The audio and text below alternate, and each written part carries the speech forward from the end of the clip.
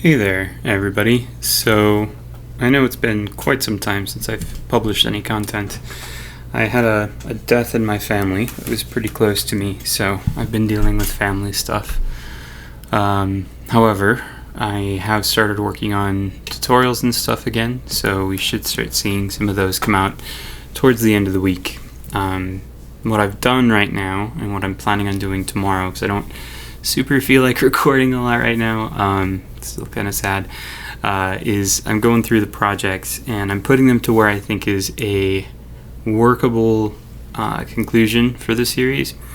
For the most part, there's always going to be people who would like to see more features added than what I'm going to cover. And since I want these projects to not be projects that go on for a million years, I think I'm gonna get them to a good state where they're workable. So the Godot Match 3 is the one that I've been putting the last day or so into, and here's what it's going to look like when it's done. So if I play this here, we've got a nice kind of scrolling background for our main menu scene. We still have all of our settings and stuff. If we hit play, we go here. Now, rather than going directly to the scene, if you click on the button, it'll ask you this level, tell you what your high score for the level is. The goals are working with the actual game manager, and then we've got all of these boosters down here. I haven't implemented a save system for how many of each booster there are, but like for example, you click on the color bomb, it decreases, and I'll turn this into a color bomb. If I click on a booster and then decide I don't want to use it, I can just click on it again to undo, or let's say I click on a booster and then decide to use a different one instead, it will act appropriately.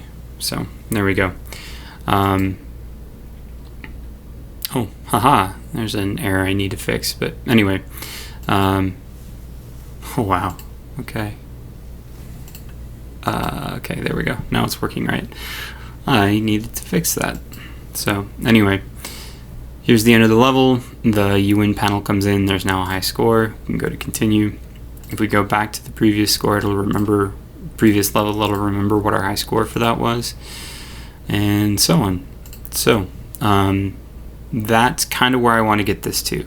A lot of people have asked me about ads, and I will look into that. We will come back to ads because I think that there's not. From looking around, there's not a lot of good tutorials in general for how to get ads working in Godot.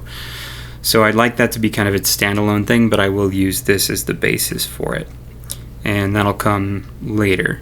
So this week, I'm going to go back through and take a look at everything I did to get the game to this state and start making tutorials for those. So we should start seeing those on probably Wednesday or Thursday. Well, not Wednesday, that's tomorrow. Thursday or Friday, maybe. To start getting the project to this place. Now there might still be some bugs in it, and if you want to look at what I consider to be an alpha build of the project, I'll include a link to my GitHub down below. I'm going to do something similar for the Zelda series, so I'm starting to go through that right now.